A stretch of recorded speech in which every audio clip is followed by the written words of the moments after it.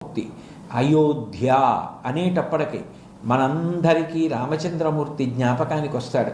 సప్త మోక్షపురులున్న ఒక్కొక్క పురి పేరు చెప్పినప్పుడు ఖచ్చితంగా అక్కడ ఉన్న దైవం గుర్తొచ్చేది ప్రధానంగా చూసినట్లయితే మనకి మూడిటి విషయంలో కనపడుతుంది. అందులో మొట్టమొదటిది అయోధ్య.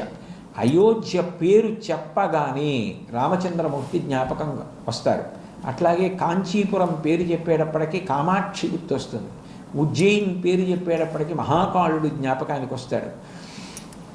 అయోధ్య రాముడు అంతగా అవినాభావ సంబంధం. అందుకే భారతీయులందరికీ కూడా ఆ అయోధ్య అంటే ఎనలేని మక్కువ. ఎంత ప్రేమో ఆ అయోధ్య అంటే ఎవరికి వారే అది తమకే చెందిన నగరం అనుకుంటారు.